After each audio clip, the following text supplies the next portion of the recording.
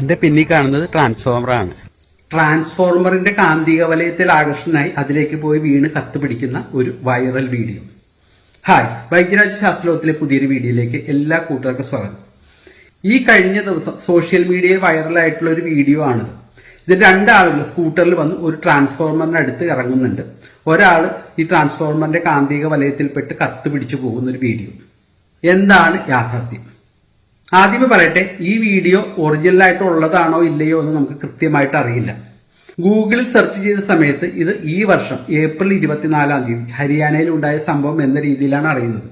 ഇത് ഒറിജിനൽ ആയാലും ഇല്ലെങ്കിലും ഇങ്ങനെയൊക്കെ സംഭവിക്കാം. കാരണം ഇന്ത്യയിൽ പലയിടങ്ങളിലും ഇതുപോലെ ഇത്ര താഴെയായിട്ടാണ് ട്രാൻസ്ഫോമർ വെക്കുന്നത്. ഇപ്പോൾ ഞാനുള്ളത് എറണാകുളത്ത് വൈറ്റിലയിലാണ്. ഇവിടെ എന്റെ പിന്നിൽ കാണുന്നത് ട്രാൻസ്ഫോമറാണ്. വളരെ താഴെയായിട്ടാണ് ഇതുള്ളത്.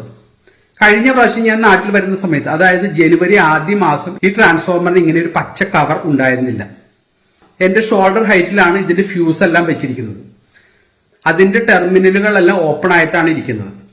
അത് കാരണം തന്നെ ഒരാൾ വന്ന് വണ്ടിയിലോ മറ്റോ നിലത്ത് നിന്നിട്ട് ഇതിൽ തൊടുകയാണെന്നുണ്ടെങ്കിൽ തീർച്ചയായിട്ടും ഹൈ വോൾട്ടേജ് ഉള്ളത് കാരണം, ആവശ്യത്തിന് കരണ്ടും ഉള്ളത് കാരണം അപ്പോൾ തന്നെ ഈ വീഡിയോയിൽ കാണുന്നത് പോലെ കത്തിപ്പോവാം.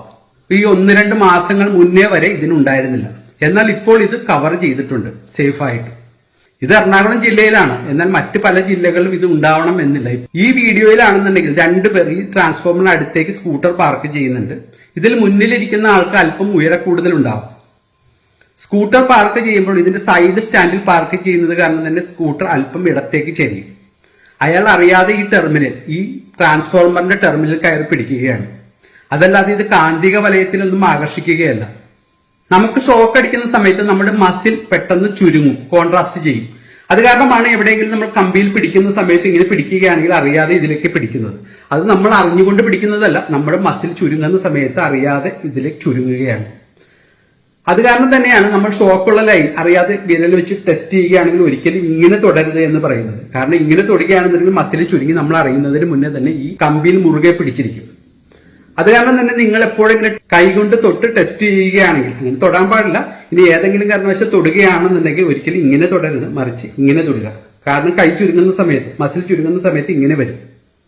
അപ്പോൾ ഈ വീഡിയോയിൽ പറയുന്നത് പോലെ ഇത് കാന്തിക വലയത്തിലൊന്നുമല്ല.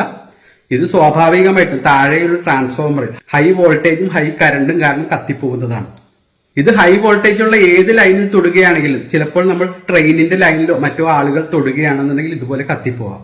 അത് കാരണം എല്ലാവരും ശ്രദ്ധിക്കാനുള്ളത്, ഇതുപോലെ താഴ്ന്ന ഹൈ വോൾട്ടേജുള്ള ലൈനിൽ ഒരിക്കലും അറിയാതെ പോലും തൊടാൻ സാഹചര്യം ഉണ്ടാകരുത്.